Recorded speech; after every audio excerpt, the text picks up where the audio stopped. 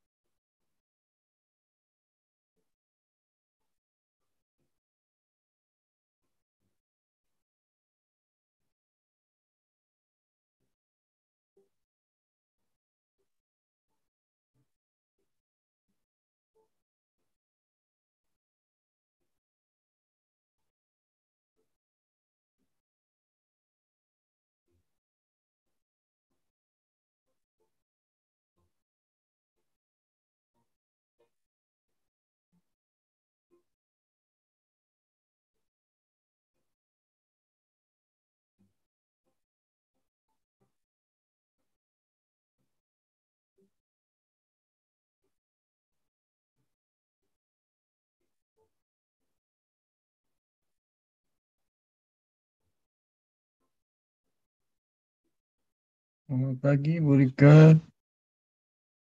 Pagi, Pak Jo Budi. Pagi.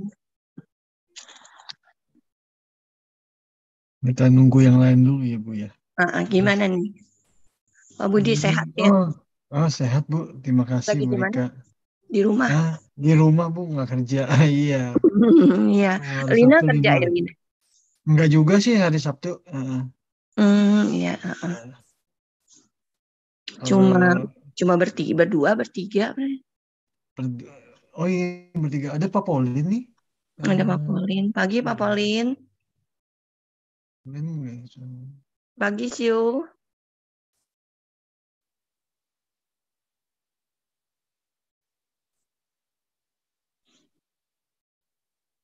Belum pada Iya, belum ada unmute. masuk nih. Belum pada unmute ya? Belum. Mm-mm. Jadi Pak Polin ada kemana nih? Ini ya, belum pada Oh, unmute. ini Pak Steven. Pagi, Pagi, Pak Pak Steven. Steven. Selamat pagi. Selamat pagi. Pagi, Pak Kemarin Steven. kemarin sorry pulang duluan. Apa Udah dijemput soalnya. Iya. Pak Budi, sehat-sehat Pak Budi. Sehat, Pak Steven. Puji Tuhan. Puji Tuhan ya. Iya. Nah, pagi Pak Polin. Pagi, Pak. Pagi ya. Pak Polin baru unmute. Pagi Pak Iya. Polin. Ya, Pagi pagi. Pak Ferry. Pagi Pagi Pak. Ferry. Oke, Iya. Pak Budi. Oke. Kita mulai aja ya, Pak ya. Iya. Selamat pagi Bapak Ibu sekalian.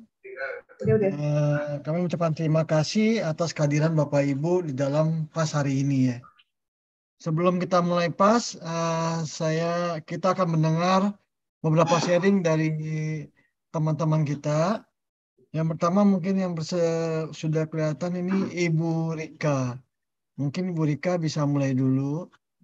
Ya, Gitu ya. silakan Bu Rika, waktunya saya serahkan. Iya, thank you buat waktunya saya bisa sharing. Saya baca kalau dari apa yang saya baca dan saya mengerti itu di dalam perumahan ini ada dua ya yang mengenai lalang sama gandum, biji sesawi, terus ada tiga ya, satu lagi yang itu yang apa bikin roti ya, tepung itu ya, ragi ya, yang mengkasbirkan tepung itu. Kalau dilihat dari ketiga-tiganya, saya lihat tuh peran waktu ikut ambil bagian gitu dalam perumpamaan ini. Contohnya waktu lalang dan gandum itu bersama-sama tumbuh, tidak dicabut lalangnya, tetapi dibiarkan sampai sama-sama bertumbuh dan pada waktunya menuai gitu ya, penuaian gandum berbuah. Demikian juga sawi, itu biji sawi yang kecil bisa menjadi pohon yang besar. Saya tuh sempat juga browsing biji sesawi itu apa sih gitu. Ternyata biji sesawi itu lebih kecil dari biji wijen gitu. Biji wijen aja kecil banget gitu. Bagaimana menjadi biji sesawi lebih kecil lagi gitu ya. Terus yang saya lihat dari lalang dan gandum itu, saya memikirkan apa sih bedanya lalang sama gandum gitu. Jadi browsing karena kita kan di perkotaan gitu, nggak boleh dibilang nggak familiar gitu ya dengan tanaman gandum. Lalang sih kita sering lihat lah ya, lalang itu ya. Jadi saya berpikir, oh kenapa nggak boleh dicabut gitu ya. Pada waktu mereka bertumbuh itu susah untuk membedakan gitu, karena gandum itu akan bisa dibedakan dengan lalang pada waktu dia besar, dan gandum itu menghasilkan bulir-bulir gandum yang bisa dituai gitu ya, yang bisa dipetik gitu, yang bisa diambil gandumnya. Sedangkan lalang tidak menghasilkan apa-apa ya, cuma cuma bukannya daun ya, seperti rumput yang tinggi aja yang liar. Jadi saya berpikir, oh maksudnya ya nanti mungkin Pak Markus yang bisa menjabarkan lebih dalam ya. Tapi kalau menurut pemikiran saya itu seringkali dalam kumpulan orang percaya ya, sering kita kan banyak gitu orang-orang yang bilangnya tanda kutip Kristen gitu, tetapi tidak sungguh-sungguh menghasilkan atau bertingkah laku atau berpikir atau berkata-kata berbuat tuh yang nggak sesuai sama firman, sama yang Tuhan mau, apa yang Tuhan inginkan dari pengikut Kristus gitu. Tapi lagi-lagi saya berpikir segala sesuatu pasti ada waktunya ya. Saya nggak perlu menjadi hakim buat sesama kita yang notabene bukannya menghasilkan atau membuat menjadi berkat buat orang lain, tetapi bisa menjadi perpecahan atau bisa merugikan atau tidak mencerminkan apa yang menjadi pengikut Kristus ajarkan, yang menjadi Kristus ajarkan gitu ya. Jadi biar Tuhan aja sendiri yang pada waktunya akan memisahkan mana yang gandum, mana yang lalang. Tugas saya sebagai pengikut Kristus, tugas kita itu cuma bertumbuh, berbuah, sekalipun kita mungkin pada kenyataannya di dunia ini sering dihimpit oleh lalang-lalang yang ada di depan, ada yang di sekitar kita. Ya, terus kalau mengenai biji sesawi, saya mikir ukuran biji sesawi itu kecil banget ya. Tapi saya ingat waktu Tuhan bilang mengenai ada anak muda yang kerasukan setan. Ini tunggu ya, saya lihat di Matius 17 deh. Yang Yesus menyembuhkan seorang muda yang sakit ayan. Sebenarnya kalau dilihat dia itu bapaknya itu bilang tolong sembuhin Tuhan karena anakku tuh sakit ayan. Tapi sakit ayan itu kelihatannya berat banget sampai seperti kerasukan setan ya.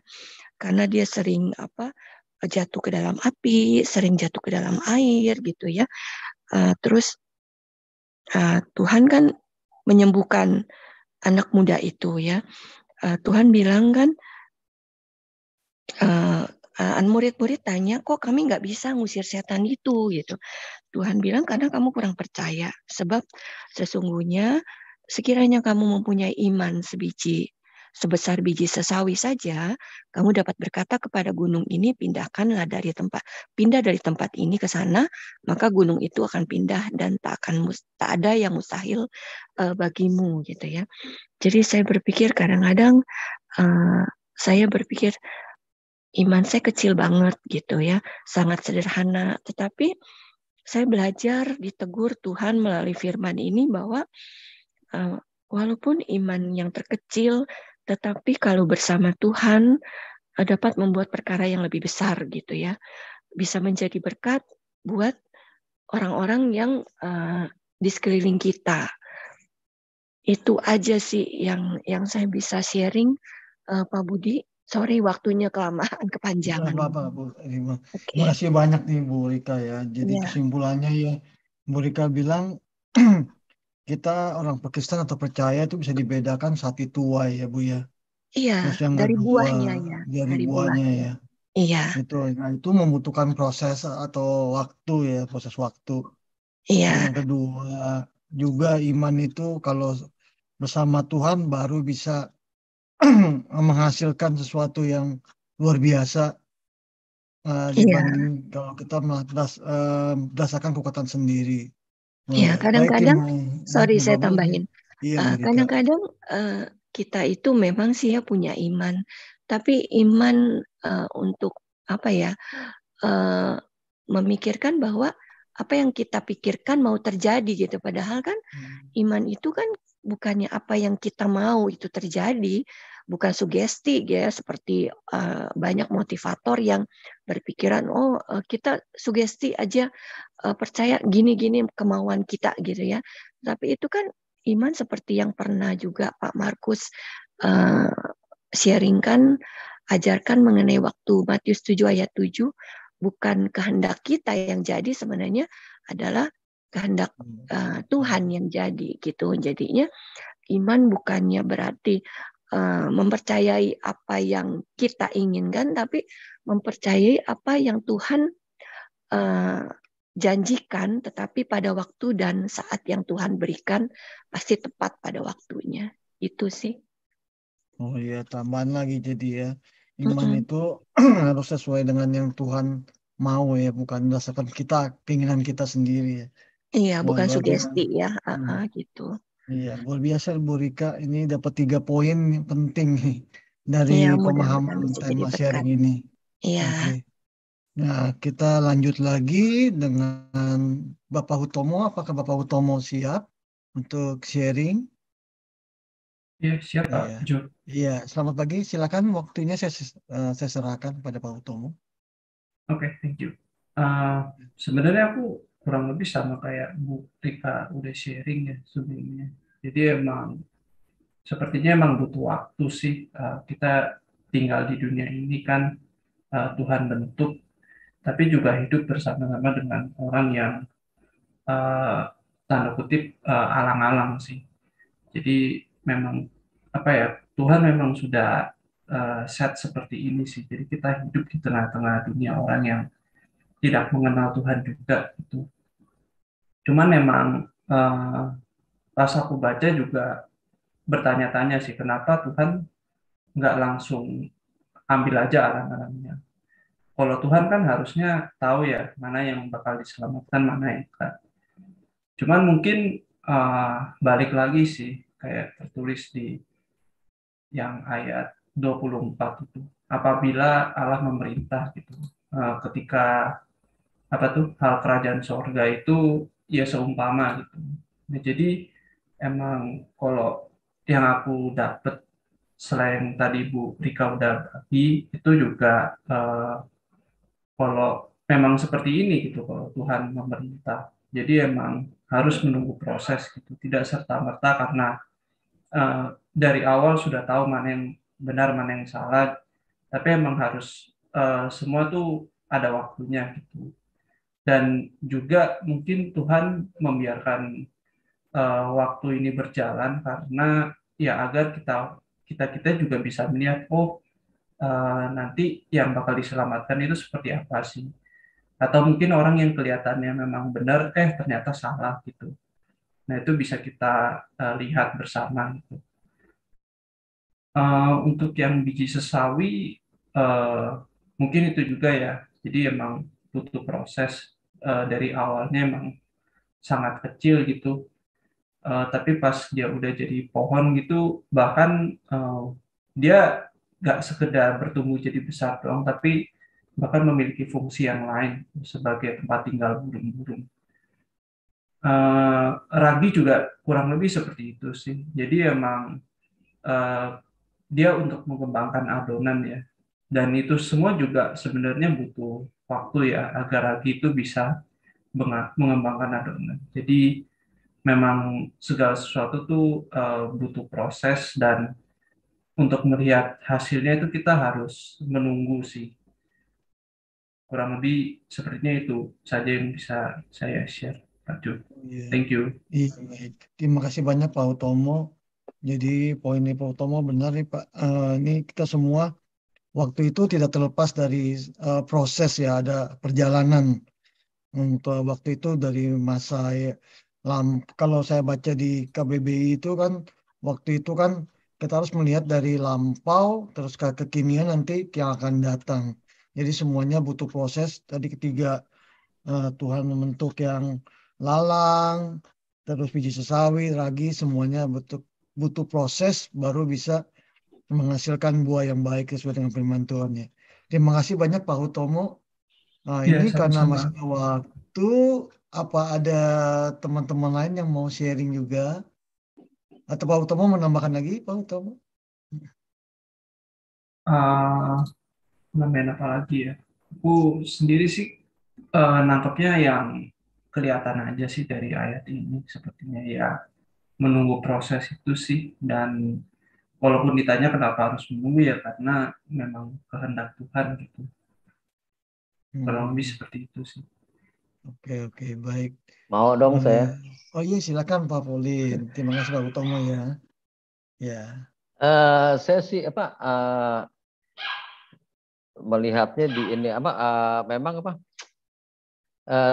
nggak ngerti juga ya Tuhan Yesus kok menceritakan dengan perumpamaan. Jadi istri saya juga sering bilang sih, kok Tuhan kok kalau berfirman perumpamaan terus yang diiniin gitu. Ya tanda kutip ya, kalau misalkan kita nggak terusin ya mungkin nggak ngerti ya perumpamaan ini.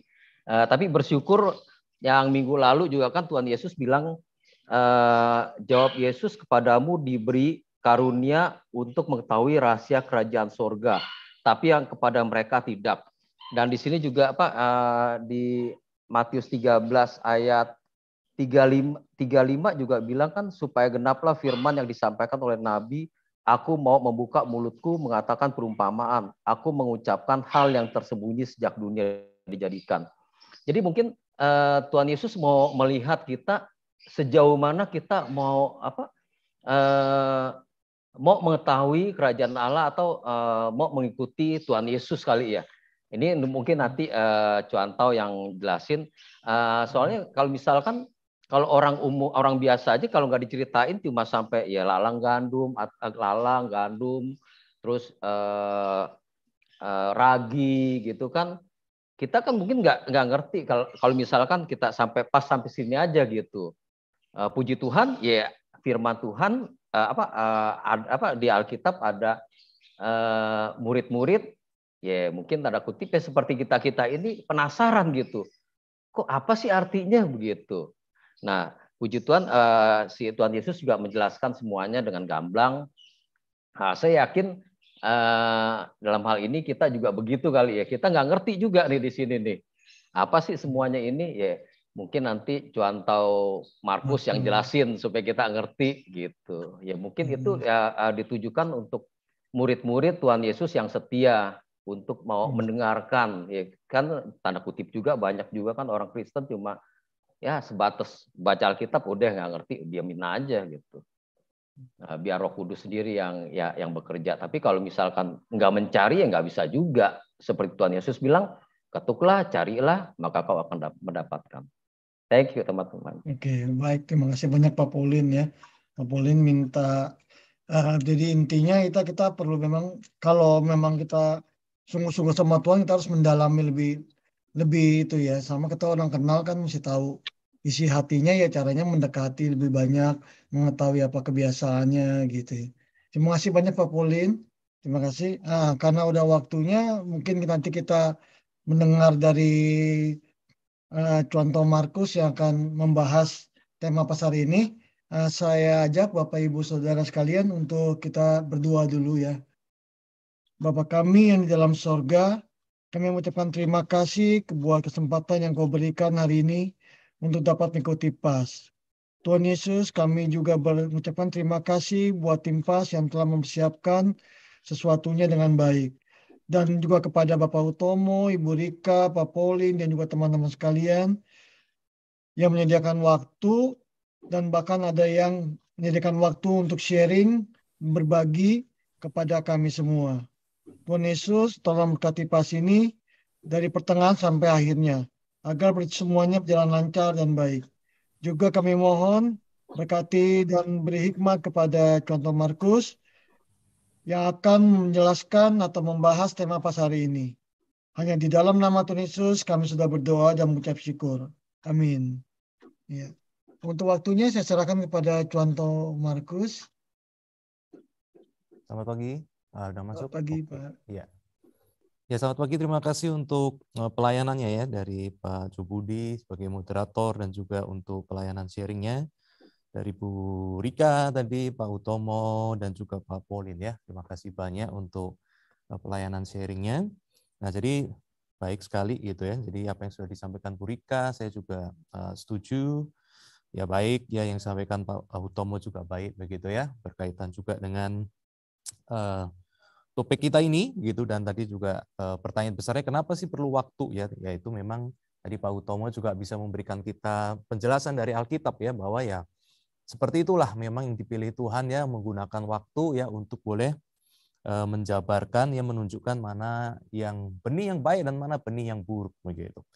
Kemudian tuh Pak Pauline begitu ya, ini ada satu hal yang bagus juga yang sekali lagi mungkin saya ingatkan sebelum masuk ke bahan begitu ya. Jadi kalau kita lihat khotbah di bukit itu kita melihat ya bagaimana ajaran-ajaran Tuhan Yesus itu sangat berotoritas, dan banyak kali jelas-jelas dia mengatakan bahwa apa yang ditafsir oleh rabi-rabi Yahudi itu salah. Yang betul tuh begini, itu sangat straightforward. Ini salah, kamu salah ngerti. Kenapa dia bilang begitu? Penyelamat, jadi sang raja dia memberikan ya, kalau kita bilang ya dia bisa memberikan pengertian yang betul karena dia rajanya. Ya. Pengertian kedua secara teologis karena dia firman, dia logos. Jadi kalau Tuhan Allah berfirman, ya didengar oleh manusia, yang paling ngerti firman itu apa? Ya dia sendiri karena dia logos, karena dia adalah firman, begitu kan? Jadi itu membuat dia dengan jelas yang mengatakan banyak hal di dalam khotbah di bukit begitu. Nah, tapi nanti semakin kita melihat ke belakang, kita melihat bahwa pertentangan tuh semakin banyak ya, pertentangan semakin banyak ya, bahwa banyak orang semakin mulai sadar bahwa Yesus ini mulai jadi ancaman ya, khususnya adalah ahli Taurat, imam-imam dan juga orang Farisi begitu. Nah, maka kemudian Yesus mulai berbicara lebih banyak di dalam perumpamaan. Ya, jadi nanti kita lihat setelah khotbah di bukit ya, kemudian setelah ini Matius pasal 13 ke belakang tuh banyak perumpamaan. Pertanyaannya adalah kenapa Yesus berbicara di dalam perumpamaan begitu kan? Nah, pertama untuk mengenapi nubuatan gitu ya dari Yesaya juga begitu, bahwa Yesaya itu akan terus berkhotbah, tetapi orang akan banyak yang tetap dalam dosa, hatinya dikeraskan begitu ya, begitu, sehingga mereka akan menerima hukuman begitu. Nah, kemudian Yesus juga mengenapi itu ya, tetapi Yesus juga kita melihat ya konteks, kalau saya memilih pada kesempatan ini melihat perumpamaan itu di dalam sebuah konteks ya, bahwa Yesus itu berkata-kata di dalam perumpamaan juga karena penolakan ya, atau pemberitaannya semakin besar sehingga penolakannya juga semakin besar. Jadi memang tepat pepatah, semakin kita naik ke atas, anginnya semakin besar. Maka Yesus berbicara di dalam perumpamaan. Apa gunanya? Pertama adalah itu memberikan Yesus waktu untuk melayani lebih lama sampai waktunya genap. Yesus melayani kurang lebih usia 30 tahun dan kurang lebih 3 tahun dia melayani.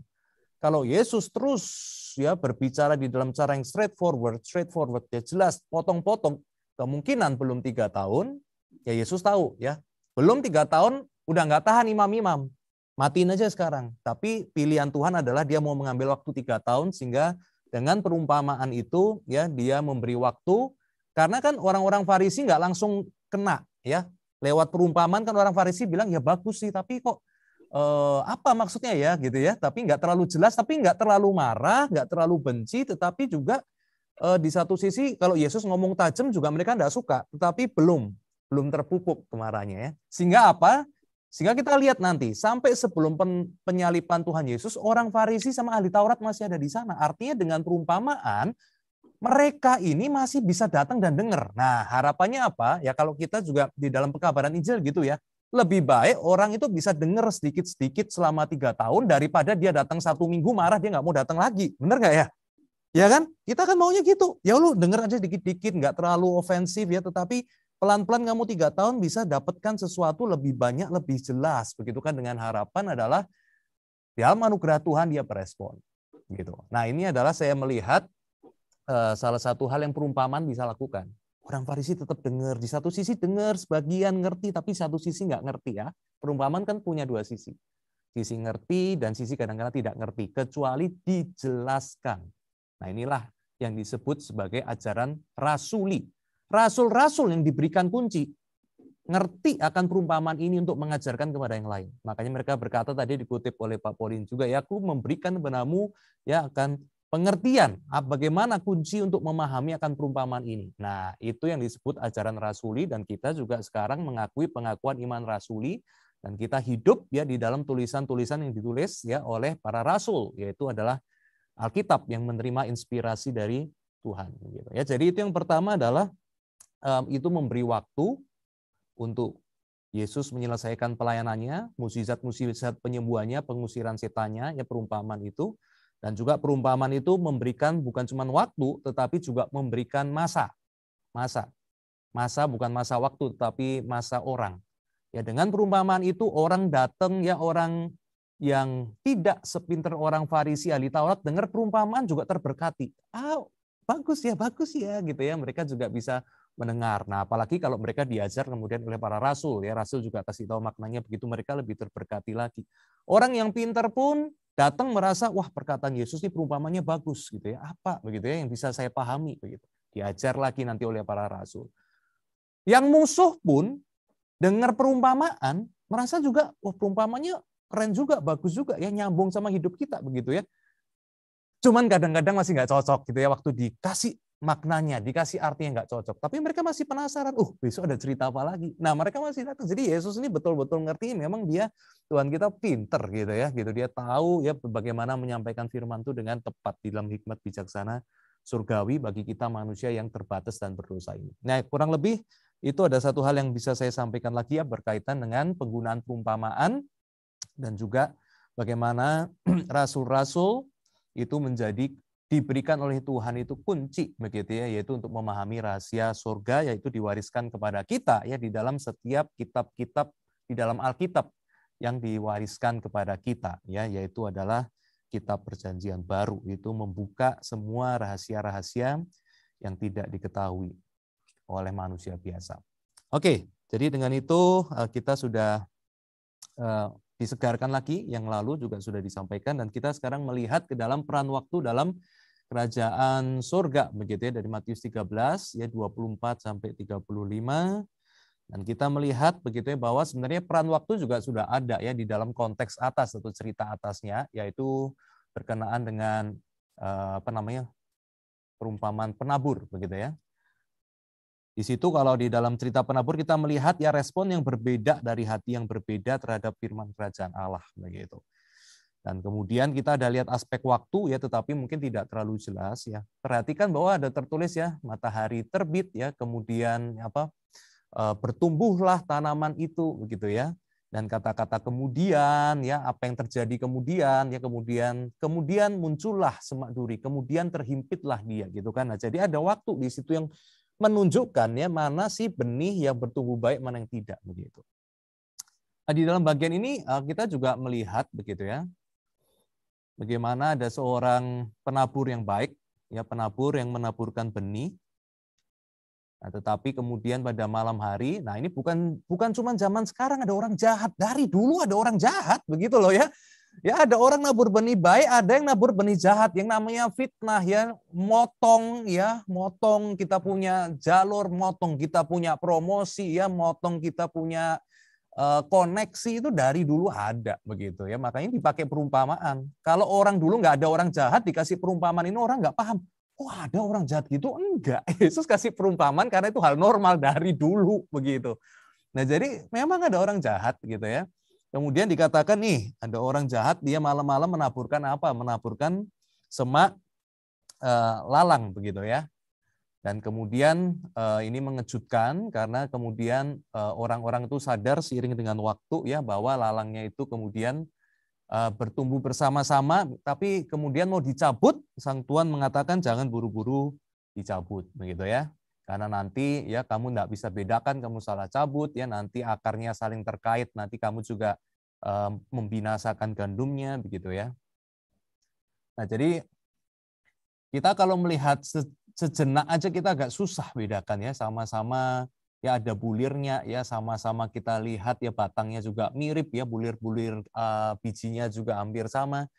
Jadi kalau memang sekejap ya dari kecil sampai masih muda begini, belum ripe ya, belum siap untuk dipanen, susah kita bedakan begitu ya. Mungkin 1, 2 pertama kali kita semangat, wah ini dia. Tunggu ya kalau kita manen 1000 gitu kan, sampai cepet kita sudah peduli amat, gue cabut semua aja gitu kan. Nah, jadi maka di dalam kemiripan begini dari wheat ya, gandum, dan juga yang disebut sebagai tares ya, itu memang ada kemiripan ya. Hanya di dalam kemudian pertumbuhannya ya sampai siap berbuah dipanen baru kelihatan.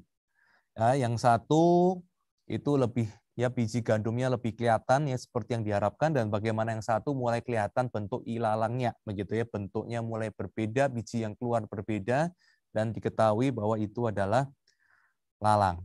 Maka ditunggulah waktu sampai siap untuk panen, baru kemudian dipanenlah yang jelas ya, diambil panen gandumnya, kemudian yang lalang betul-betul dia itu dicabut ya, kemudian dia dikumpulkan, dan kemudian di dalam perumpamaan itu ya dikatakan yang gandum bawalah ke dalam tempat yang sepantasnya, disimpan di dalam gudang tuan ya, sedangkan yang lalang dikumpulkan ya, kemudian mereka dibuang dan dibakar ya, seperti itu.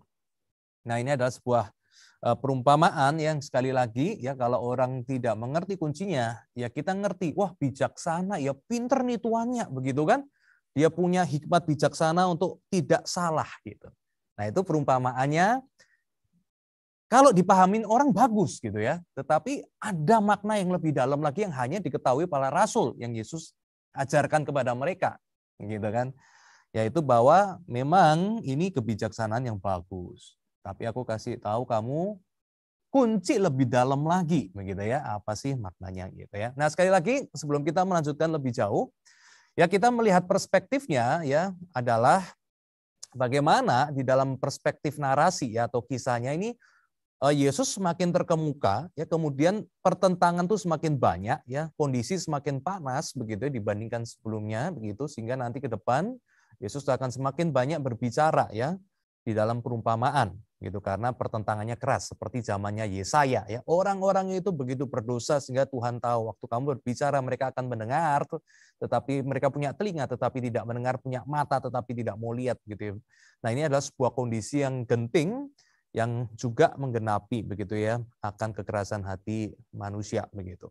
Maka perspektifnya adalah pesan Yesus Kristus ya bagi murid-murid ya, lewat perumpamaan ini murid-murid diingatkan bahwa akan ada tantangan dalam pemberitaan Injil Kerajaan Surga. Makanya kemarin kita sudah lihat ya, waktu Yesus perumpamaan tentang penabur, Yesus bilang kalau kamu nanti memberitakan Injil, kamu mengajar, kamu melayani orang-orang, kamu mengusir setan, kamu melayani mereka yang miskin, yang membutuhkan, yang sakit, selalu sadar paling tidak akan ada 4. Nah gitu ya, mereka yang nah itu tanah yang keras. Mereka yang semangat pertama, ya saya sembuh, setan pergi gitu ya, pertolongan Tuhan. Kemudian setelah nggak lama, mulai ada musuh, kenapa kamu ikut Yesus? Kenapa kamu kok percaya Yesus? Kenapa kamu setia? Oh enggak. Nah, akarnya pendek, bawahnya batu, dia tidak bisa bertumbuh. Ada yang mereka yang akan terima berita Injil ya, mereka terima begitu, tetapi hidupnya susah ya. Dihimpit oleh kekhawatiran dunia dan harta begitu kan. Dikit-dikit khawatir, nggak ada sukacita gitu kan. Disuruh doa, emang doa bisa menyelesaikan masalah? Nggak bisa, gitu kan. Suruh ayo kita bantu orang, kita bangun gereja, kita bantu gereja pelayanan, kita bantu orang membutuhkan. Mereka apa? Cari duit susah, masa minta-minta sama kita gitu kan. Nah, nggak bertumbuh. Dihimpit oleh kekhawatiran dunia dan tipu daya harta. Tapi kamu kalau beritakan Injil jangan lupa ada mereka yang menerima dan kemudian berbuah 60 kali lipat, 100 kali lipat, 60 kali lipat, 30 kali lipat. Nah, misalkan adalah Barnabas, begitu dia terima Tuhan, dia anak penghiburan, tanah dia jual, yang membutuhkan dia bagi dan seterusnya. Nah, jadi ini mempersiapkan ya para murid dan juga para pembaca Injil Matius, mula-mula kita memberitakan Injil, menyampaikan Injil Kerajaan Allah harus siap. Jangan punya konsep yang tidak siap. Oh, Injil Tuhan diberitakan ditolak. Wah, memang nggak ada harapan. Gak usah beritain Injil lagi. Salah. Nah, sama. Jadi di dalam bagian ini kita juga akan melihat waktu nanti Injil itu diberitakan kepada orang-orang, kita melihat di dalam gambar ini, sadarlah kamu bahwa nanti yang lost, yang memang dengar-dengeran tetapi tidak percaya, atau yang found, yang sungguh-sungguh mereka itu percaya, itu nggak langsung kelihatan dari pertama. Jangan khawatir, kamu jangan dari pertama sudah bilang, oh ini pasti diselamatkan, oh ini pasti tidak diselamatkan, oh yang ini kayaknya anak Tuhan, oh yang ini pasti anak neraka. Jangan buru-buru, beritakan saja Injil, beritakan terus, begitu ya. Bersama-sama bertumbuh dengan mereka yang mungkin nampaknya seperti lalang, Nggak usah khawatir, nggak usah banyak menghakimi. Jalankan terus apa yang baik, beritakan terus akan apa yang benar. Gitu ya. Nah, dalam kondisi itu dipersiapkanlah murid-murid dan juga para pembaca Injil Matius, jemaat-jemaat pada saat itu, begitu ya. Dan kita jemaat yang lebih jauh lagi, tetapi kita tetap bisa dapat prinsip-prinsip utamanya nanti ya, pesan-pesan utamanya gitu. Nah, Yesus mengatakan ya di dalam Matius 13 dia jabarkan ya sekali lagi ajaran rasuli karena Yesus mengajar kepada mereka sehingga para rasul lah yang menerima ajaran Yesus dan kemudian meneruskannya di dalam kitab-kitab ya, khususnya dalam kitab ini adalah kitab Matius ya sebagai salah satu rasul Yesus begitu. Nah, dikatakan bahwa penabur itu adalah anak manusia. Nah, ya jadi kita melihat bahwa penabur itu adalah Yesus Kristus sendiri yang menaburkan akan Injil Kerajaan Allah, memberitakan Kerajaan Allah. Ladang adalah dunia dan Yesus mengatakan ini sendiri. Kemudian benih baik adalah mereka yang adalah anak-anak Kerajaan Allah, mereka yang menerima Yesus Kristus sebagai Sang Mesias Juru Selamat dan menerima keselamatan, dan lalang adalah anak-anak si jahat, yaitu mereka yang lebih memilih akan si jahat ya begitu. Sedangkan musuh penabur benih lalang adalah iblis, ya si jahat, begitu ya. Kemudian waktu menuai itu adalah pada akhir zaman, ya. Sedangkan para penuai itu adalah para malaikat, begitu. Nah di sini kita melihat, oh kita paham, ya. Jadi murid-murid dan juga kita sekalian diajar bahwa firman Tuhan harus disebarkan, Injil Kerajaan Surga harus disebar. Disebar di mana? Di dunia, gitu. Jadi kita harus juga belajar dari Tuhan kita Yesus Kristus ya untuk terus menaburkan akan firman Tuhan ini. Begitu ya, di mana di dunia begitu ya. Baik di keluarga kita, baik di tengah anak-anak kita, baik di tengah tempat kerja kita ya, baik di tengah kita punya komunitas begitu ya. Caranya kayak apa? Banyak cara gitu ya. Kita bisa sharing kehidupan kita bisa membantu mereka waktu mereka punya masalah karena kita teman yang baik, kita bisa kasih masukan, kita bisa mendoakan mereka. Mereka bingung, kita bisa kasih buku-buku yang baik, yang melihat dari perspektif iman Kristen, kita kasih, ya lu boleh deh bandingin ini, baca lu kalau terberkati, ya, puji Tuhan, kalau lu rasa ini nggak benar, nggak cocok, ya nggak apa-apa kok, begitu ya. Gua tulus nih, gua ikhlas kasih pinjem lu, gitu ya. Setelah gua pinjemin bukunya, lu mau jadiin bungkus kacang, gua kagak apa-apa, gua udah rela, gitu ya. Aku temen, kita temen. Nah, berbagai macam cara kita bisa dengan bijak menyampaikan akan firman Tuhan ya begitu. Nah, dan waktu dibagikan ada benih-benih yang baik yang dia akan bertumbuh, tetapi juga kan ada benih-benih yang jahat yang pada mulanya tidak kelihatan. Nah, kita ini seringkali gampang sekali begitu ya, baik zaman dulu rasul-rasul maupun juga mungkin kita sekarang begitu, gampang sekali kita pingin cepet-cepet ya. Pertanyaannya sharing Pak Utomo tadi ya, kita kan kadang-kadang Tuhan tahulah, cepet kasih tahu mana yang mesti dibuang, mana yang enggak begitu. Tapi ternyata Tuhan selalu punya kerinduan untuk memberi waktu, gitu ya. Dari perspektif manusia yang menjalani waktu, Tuhan tuh selalu ingin menunjukkan bahwa Tuhan adalah Tuhan yang memberi waktu. Ya banyak kali dalam Alkitab dikatakan ya waktunya ya, waktu dia disalib dia juga mengatakan janganlah engkau menghukum mereka karena mereka tidak tahu apa yang mereka perbuat. Artinya apa? Kasih mereka waktu untuk merenungkan, memikirkan, gitu ya. Kemudian Tuhan dikatakan juga ya dia berbelas kasihan ya, supaya dengan harapan bahwa semua orang bisa berbalik kepada dia. Jadi waktu adalah sesuatu yang Tuhan berikan gitu. Nah, di dalam kehidupan kita ya kadang-kala makanya kita itu dikatakan ya mari tunggu ya akan benih ini bertumbuh begitu. Walaupun memang ada di antara mereka yang dikatakan bahwa mereka sebetulnya benih yang jahat gitu ya. Mereka itu adalah lalang ya. Jadi kalau kalimat sekarangnya belum ada pertobatan yang sungguh, tetapi mungkin mereka ya ada bersama-sama ya di dalam negara kita, di dalam kota kita, di dalam tempat tinggal kita ya, bahkan di gereja juga ada. Tetapi di dalam waktu nanti semua akan terbuka begitu ya.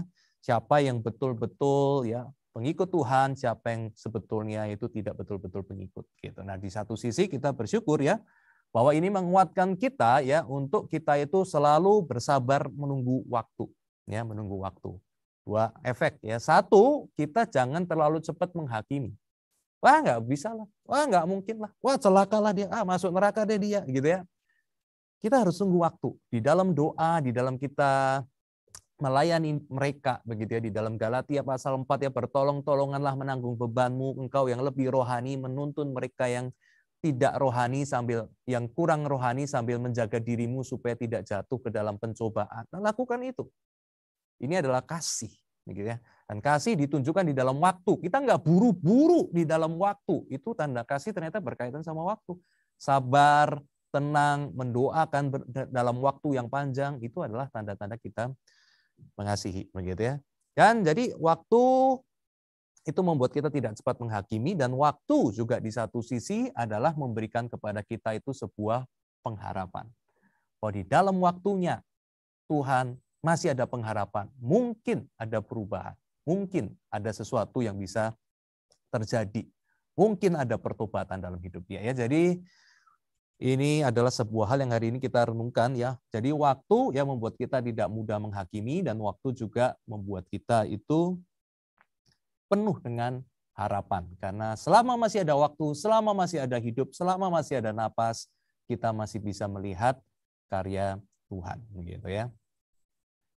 Nah, jadi di sini kita melihat ya bahwa waktu itu penting karena ada kemiripan antara yang sungguh-sungguh menerima firman Tuhan dengan yang tidak sungguh-sungguh menerima firman Tuhan ya waktu Injil itu diberitakan. Ya, jadi mungkin ada yang sama-sama sukacita ya, tetapi akhirnya yang satu menolak Tuhan atau hidup dalam dosa. Ya, jadi kan kita nggak tahu begitu ya, sama-sama hari ini ada yang ikut KKR ya, hari ini ada yang itu ya, tapi ternyata seiring dengan waktu kelihatan ya siapa yang sungguh-sungguh, siapa yang tidak sungguh-sungguh begitu. Nah, tetapi juga mungkin kita melihat orang yang sama-sama biasa-biasa aja ya, cuma datang ibadah di gereja, pulang, kita bilang ini kok jemaatnya nggak ada semangatnya nih sama Tuhan nih, cuma rutinitas nih ya gitu ya. Tapi nggak tahu loh, 10 tahun kemudian mungkin mereka dulu mulainya sama-sama Kristen biasa-biasa, sama-sama Kristen yang nggak ada semangatnya, tapi wah, 10 tahun mungkin bisa berubah. Yang satu ternyata tambah lama, tambah cinta Tuhan. Yang satu tetap aja Kristen KTP. Nah, waktulah yang menunjukkan, gitu ya. Bahkan ada kasus ya mungkin sama-sama keras hati awalnya. Pinginnya sama-sama dibuang aja dari pertama, sama-sama ilalang nih gitu kan.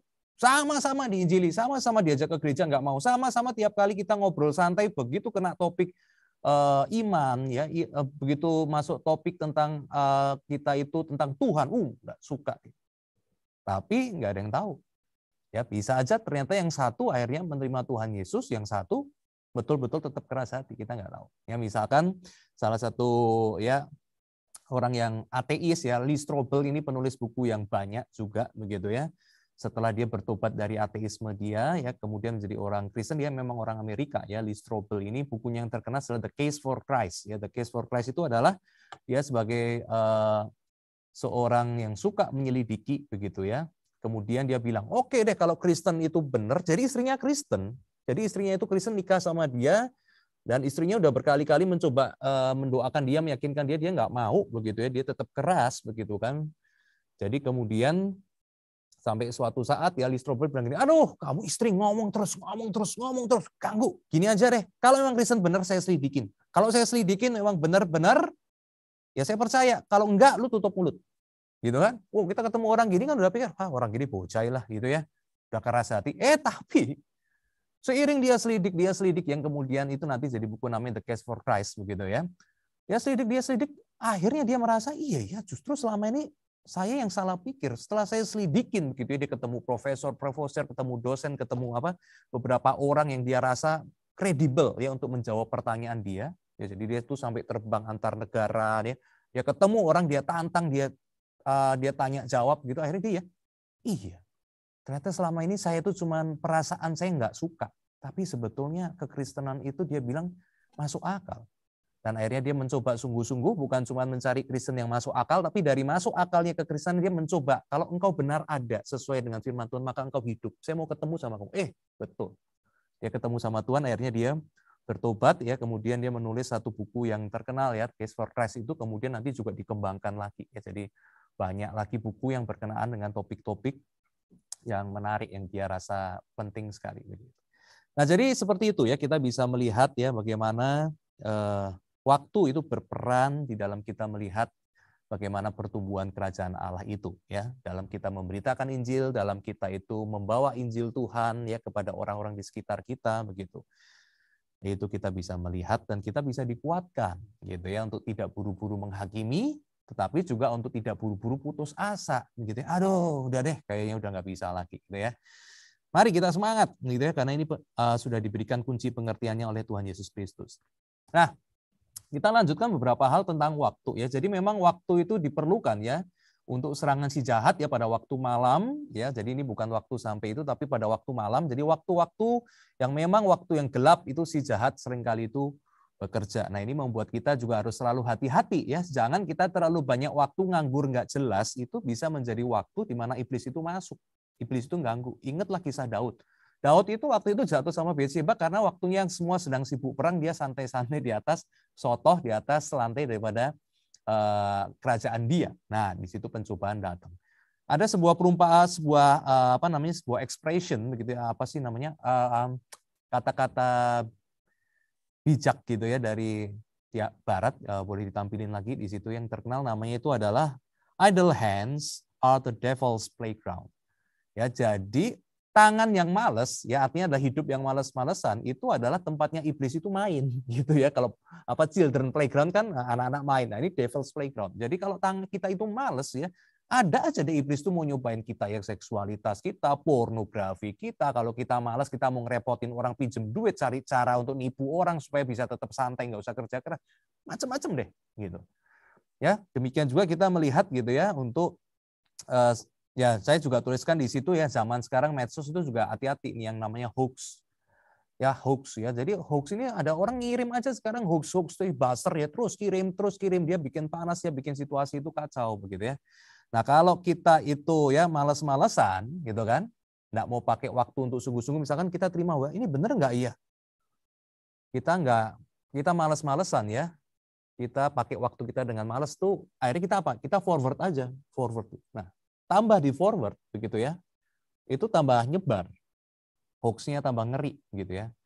Nah, ini karena kita idle ya, malas ya. Kalau kita semangat itu rasa ini bener nggak ya, cek dulu ya, cek itu kan makan waktu, mungkin ya ada kerja keras, tapi dengan kita ngecek, wah kita akhirnya tahu ya mana yang benar, kita akhirnya wah ini nggak usah diterusin. Kalau kita malah bisa tulis ini hoax, jangan didengar gitu ya waktu kita kirim balik mereka gitu. Ada satu teman saya mantan jurnalis. Ya, dia sekolah teologi, tetapi kemudian dia juga terlibat dalam jurnalisme gitu ya. Nah itu dia suka. Nah saya appreciate ya begitu ya. Jadi kalau ada temen ngirim gitu ya di grup hamba Tuhan ya, woi gini, nggak lama dia kemudian bilang saya sudah cek ini hoax, hati-hati. Waduh, saya bilang oh mantap ya, bagus. Dan saya rasa itu semangat yang juga saya selalu coba untuk belajar dari dia, dari teman saya ini gitu ya. Jadi belajar kita ngecek sesuatu itu benar atau tidak begitu ya, dan kita tidak meneruskan ya akan menyebarkan benih-benih jahat itu dengan sembarangan begitu.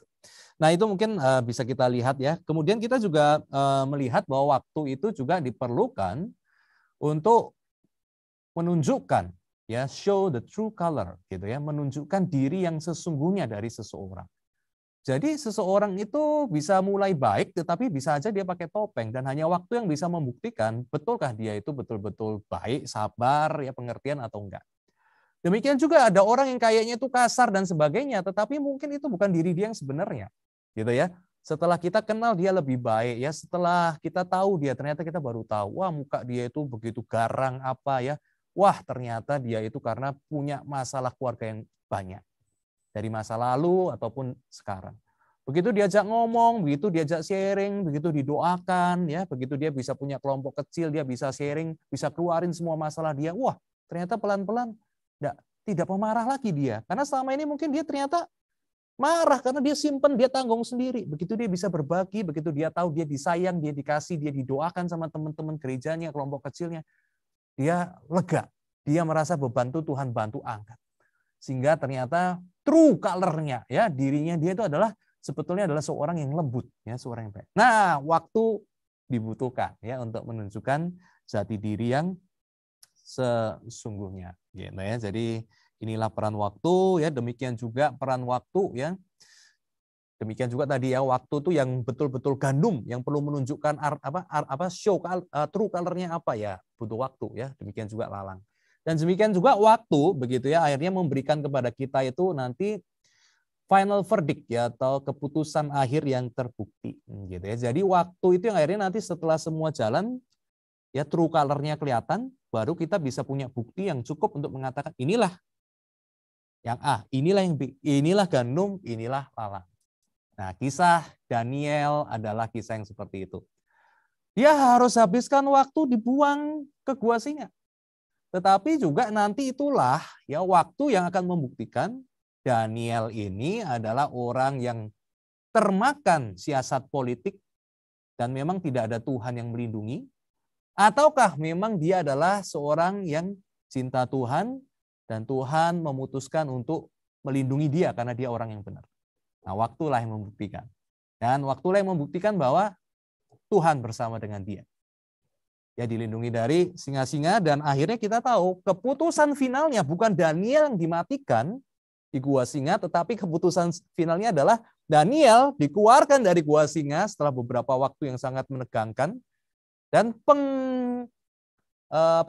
penjahat-penjahat, pejabat-pejabat yang menjebak dia dalam konspirasi politik, merekalah yang akhirnya diputuskan masuk ke dalam gua singa.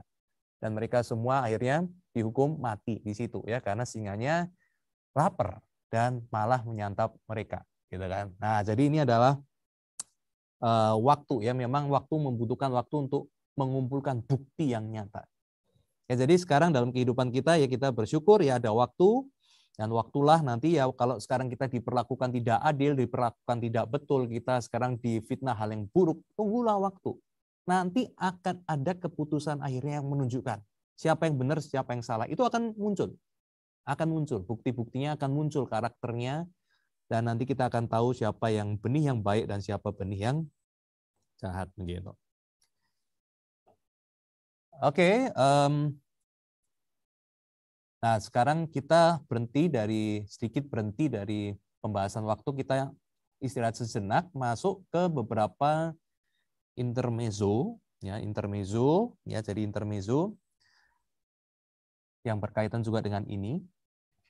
Intermezzo yang pertama adalah dikatakan bahwa sang penabur itu adalah anak manusia, gitu ya. Nah, tetapi anak manusia ini sungguh-sungguh dia itu manusia atau sungguh-sungguh dia itu Allah. Nah, ini kan seringkali selalu, dan kita mengingatkan lagi ya, bagaimana Yesus Kristus di dalam Alkitab itu dinyatakan ya sebagai dia itu adalah putra Allah, ya, dia adalah ilahi gitu. Nah, di dalam bagian ini kita juga bisa melihat di dalam perumpamaan ini Yesus mengatakan bahwa anak manusia menyuruh malaikat-malaikatnya ya, kemudian untuk anak manusia menyuruh malaikat-malaikatnya ya, kemudian ya dari dalam kerajaannya gitu ya. Nah, jadi di sini kita bisa melihat bagaimana Yesus itu memiliki malaikat. Begitu. Jadi ini memang anak manusia, orang bisa, wah anak manusia berarti dia manusia dong, anaknya manusia gitu kan. Tetapi kalau memang dia cuma anak manusia saja, bagaimana dia bisa mengatakan bahwa dia memiliki kuasa untuk memerintah atas malaikat-malaikatnya, dan kerajaannya di akhir zaman itu adalah kerajaan dia. Manusia mana yang gila mengatakan begini, begitu kan? Nggak ada dong, manusia nggak mungkin dia bisa menyuruh malaikat-malaikat dan mengatakan bahwa di akhir zaman itu adalah kerajaan dia. Kecuali yang mengatakan ini adalah ilahi, ya, bersifat kealahan, gitu kan? Ya, jadi di sini kita bisa melihat bagaimana Yesus pun sadar bahwa dia adalah Allah yang menjadi daging untuk menolong, menyelamatkan, menebus, menanggung akan umat manusia. Dosa umat manusia, gitu ya. Nah, kemudian selain dari ayat ini sendiri, kita juga bisa melihat di dalam Perjanjian Lama yang namanya anak manusia itu memang digunakan untuk menunjukkan manusia. Tetapi anak manusia ternyata juga bisa digunakan untuk satu manusia spesial di atas manusia yang lain, yang dia itu disebut sebagai Mesias. Begitu ya. Jadi dia bersama-sama manusia tetapi dia di atas manusia yang lain karena dia adalah Mesias, penyelamat yang diutus oleh Tuhan, dia lain gitu ya. Gitu ya. Nah, ini adalah dukungannya di dalam Daniel pasal yang ke-7 ayat yang ke-13 sampai ke-14. Jadi ini juga disadari oleh orang Israel sendiri juga adalah nubuatan tentang Mesias ya. Cuma mereka nggak bisa sepakat bahwa anak manusia ini adalah Yesus. Gitu ya. Daniel 7 ayat 13, aku terus melihat dalam penglihatan malam itu tampak datang dengan awan-awan ya dari langit seorang seperti anak manusia ya. Datanglah ia kepada yang lanjut usianya itu dan ia dibawa ke hadapannya. Lalu kepada anak manusia itu diberikan kepadanya kekuasaan dan kemuliaan dan kekuasaan sebagai raja. Maka orang-orang dari segala bangsa, suku, bangsa, dan bahasa mengabdi kepadanya. Kekuasaan dari seorang yang seperti anak manusia ini adalah kekuasaan yang kekal, yang tidak akan lenyap, dan kerajaannya ialah kerajaan yang tidak akan musnah. Di situ. Nah, Anda bingung yang lanjut usia itu siapa? Nah, itu adalah digambarkan sebagai tahta Yahweh, ya, tahta daripada Tuhan Allah gitu ya, tetapi ada yang seperti manusia yang kemudian oleh yang lanjut usia ini yang itu diberikan segala kekuasaan dan kuasa kepada dia begitu ya untuk memerintah gitu. Nah, ini adalah sebuah gambaran tentang ketritunggalan ya, walaupun belum terlalu jelas begitu ya sebelum dijelaskan lebih jauh oleh Tuhan Yesus Kristus gitu, tapi sudah ada gitu ya tentang Allah Sang Bapa yang memberikan segenap kuasa di bumi dan di surga kepada anak manusia, yaitu adalah firman Allah, kalimat Allah yang menjadi manusia untuk menyelamatkan manusia sebagai Mesias begitu ya. Nah, ini adalah kita melihat tentang anak manusia begitu.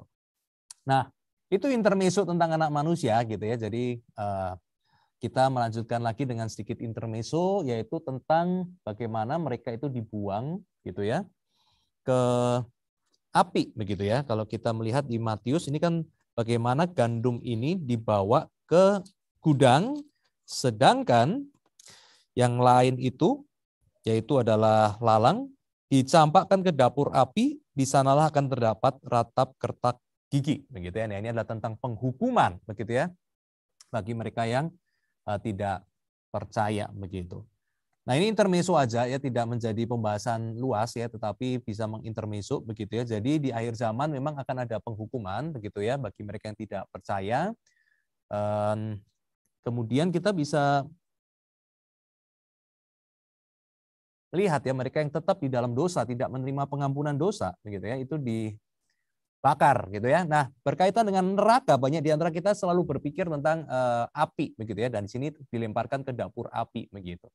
Nah, yang menarik adalah neraka itu tidak ada di bahasa asli Alkitab ya, neraka nggak ada. Ya ada itu biasa disebut sebagai Gehenna ya, Gehenna gitu ya. Nah, Gehenna ini berasal dari Gehinom yang artinya Gehinom itu Anda bisa melihat di gambar ya kiri bawah. Hinom itu nama, Gehinom itu artinya adalah lembah Hinom, Gehinom gitu ya. Nah, jadi Gehinom ini adalah sebuah lembah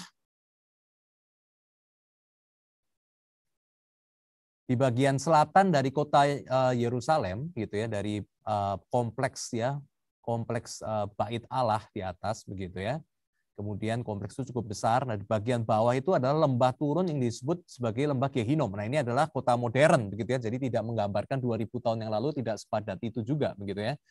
Nah, jadi di sana itu adalah tempat ya, dulu ada orang-orang yang tidak percaya, tidak menghormati Taurat Tuhan ya, atau raja-raja yang menyembah ya berhala itu membunuh anak mereka untuk tumbal ya bagi dewa-dewa di lembah Gehinom. Ya, demikian juga ya kemudian karena tempat itu Tuhan tidak suka, kemudian menjadi tempat pembuangan sampah. Jadi sampah-sampah, bangkai-bangkai semua dilempar ke lembah Gehinom, lembah Hinom ya. Kemudian dibakar di sana gitu. Jadi tempat itu adalah sebuah tempat yang dimana sebetulnya dikatakan apinya itu menyala-nyala tidak pernah berhenti ya, karena terus orang buang sana ya kayu, kain, bangkai ya, kemudian apa lain semua dibuang ke sana begitu ya. Lama-lama lembah Hinom ini menjadi sebuah api yang terus ya, asap keluar ya, api keluar. Jadi orang wah, tempat yang sangat itu pembakaran sampah yang panas, yang bau, yang kotor gitu ya. Nah, itulah yang kemudian nanti menjadi sebuah kata yang diambil untuk menggambarkan neraka. Gehinom. Itu tempat yang nggak ada orang yang mau di dalamnya. Itu tempat yang terkutuk, itu tempat yang panas, itu tempat yang bau, itu tempat yang tidak ngeri lah gitu. Nah, maka disebutlah ya mereka itu yang terus hidup dalam dosa, mereka akan ada di Gehinom. Nah, itu gambarannya waktu itu ya, kemudian apinya seperti itu gitu ya. Nah, jadi itu adalah sebuah gambaran, saya memberikan Anda sebuah teknis ya. Sekali lagi kan pas ya memberikan teknis-teknis yang tidak, kalau di khotbah kan biasa lebih banyak ya, ilustrasi dan sebagainya dan aplikasi gitu ya. Nah, di sini ada hal-hal teknis yang mungkin Anda bisa dapatkan gitu. Jadi itu adalah yang disebut ya. Jadi untuk dunia orang mati ada dua kata yang sering dipakai, yaitu Gehinom dan Hades begitu ya. Jadi Hades biasa dipakai sedikit lebih soft, yaitu dunia orang mati begitu ya. Tidak selalu penghukuman ada di situ, tetapi kalau Gehinom itu biasanya diidentikan dengan memang penghukuman yang tidak menyenangkan bagi mereka yang tetap dalam dosa dan tidak mau percaya seperti itu. Oke, nah kita melanjutkan lagi sekarang, masuk lagi sedikit ke dalam pembahasan perumpamaannya. Dikatakan bahwa orang-orang benar akan bercahaya seperti matahari dalam kerajaan Bapa mereka, yaitu ayat yang ke-42. Nah, ini saya kaitkan lagi dengan kitab yang tadi sudah dibahas tentang anak manusia, kitab Daniel. Ternyata kata-kata ini juga muncul dalam kitab Daniel. Ya, jadi memang Tuhan Yesus datang menggenapi perjanjian lama, bukan menghapuskan perjanjian lama, begitu ya. Daniel 12:2 ayat 3 ya. Janjinya juga sama seperti di Daniel. Dan banyak dari antara orang-orang yang telah tidur di dalam debu tanah akan bangun. Sebagian untuk mendapatkan hidup yang kekal, sebagian untuk mengalami kehinaan dan kengerian yang kekal. Dan nah ini ya, orang-orang bijaksana akan bercahaya seperti cahaya cakrawala. Dan yang telah menuntun banyak orang kepada kebenaran, ya orang-orang yang telah banyak menuntun orang lain kepada kebenaran, mereka bercahaya seperti bintang-bintang tetap untuk selama-lamanya. Amin. Ya, jadi kita melihat janji yang sama di PL dan diulang lagi oleh Yesus dan digenapi ya di dalam Yesus begitu.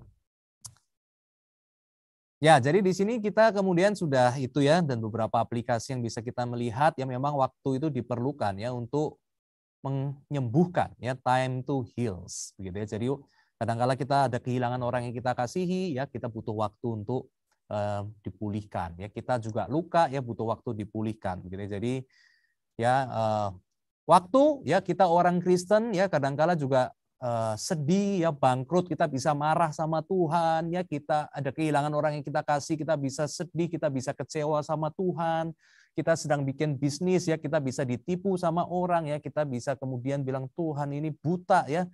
Kadang-kala kita memang ada marah ya. Tapi kita boleh berharap, boleh berdoa ya, bahwa walaupun saya sedang marah, saya sedang sedih, saya sedang depresi karena kesulitan yang saya hadapi, tetapi Tuhan, saya bukan lalang Tuhan, saya gandum. Saya berdoa Tuhan, Engkau anugerahi saya bahwa saya itu gandum. Saya mungkin butuh waktu untuk heal, untuk kemudian bilang Tuhan Engkau baik, untuk bilang Tuhan Engkau melihat saya, Tuhan Engkau punya rencana lebih indah, Tuhan jalanmu adalah jalan yang lebih tinggi dari jalanku Tuhan. Tuhan Engkau adalah Tuhan yang walaupun dalam susah Engkau adalah Tuhan yang tetap setia. Engkau adalah seperti yang dikatakan, justru dalam kelemahanku, kuasamu Tuhan menjadi sempurna. Tuhan, mungkin suatu saat aku akan bisa bicara begitu, tapi sekarang aku sedang baru marah banget, baru sedih, baru putus asa. Tapi kadangkala itu memang waktu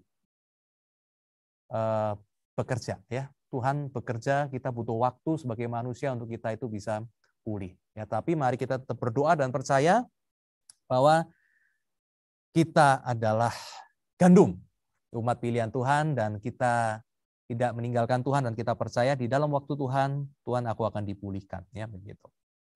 Demikian juga waktu itu berguna ya, tadi sudah saya katakan juga ya, time itu uncover ya, jadi menunjukkan true color kita ya. Jadi sekali lagi ya, di dalam setiap kesulitan ya, kesukaran hidup kita, ada orang jahat fitnah kita, ada keluarga mungkin menjelek-jelekkan kita, mungkin ada rekan bisnis yang mereka itu mengadakan kelicikan, yang menipu kita, begitu ya. Percayalah bahwa waktu itu Tuhan akan pakai untuk uncover ya, membuktikan ya siapa yang busuk. Itu Tuhan akan punya caranya sendiri. Ya, jadi sepintar-pintarnya bangkai ditutupi, baunya akan tercium juga. Nah, itu adalah adalah perkataan yang sering kali kita dengar ya di Indonesia gitu. Nah, di sebelah kanan adalah ya contoh ya salah satu film di Netflix ya tentang seorang yang memakai Tinder ya untuk menipu orang itu sampai puluhan miliar gitu ya. Dan kemudian setelah ditipu ya semua ya Tinder cewek-cewek yang dia dekatin itu harus menanggung utang. Ya, ada yang 3 miliar, ada yang 4 miliar, dan mereka padahal cuma pegawai biasa yang ditipu sama dia ya.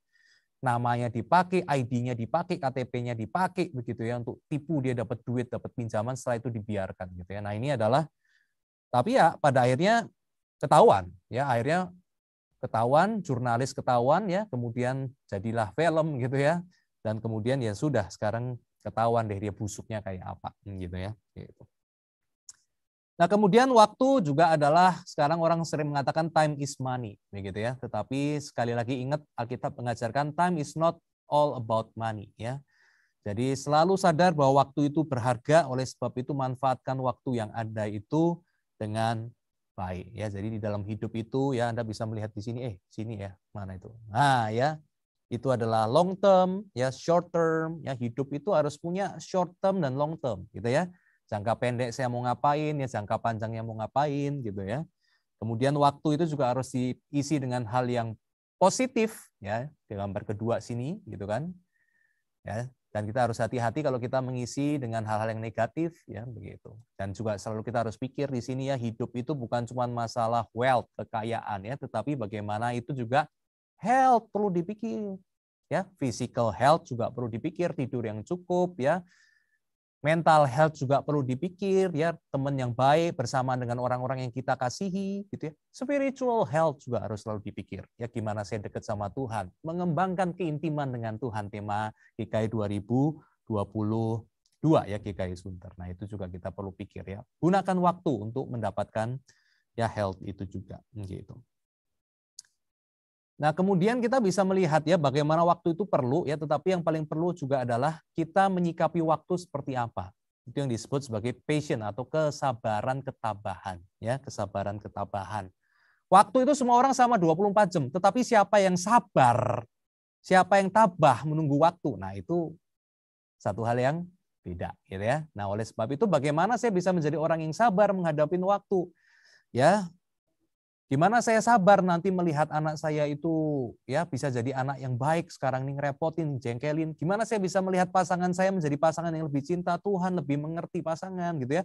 Bagaimana saya nanti bisa melihat ya keluarga, orang-orang teman saya yang saya ajak ke gereja yang saya doakan mereka bisa sungguh-sungguh percaya kepada Tuhan, bertobat gitu ya, bukan cuman biasa-biasa atau cuman minta berkat Tuhan tapi nggak mau pikul salib gitu ya.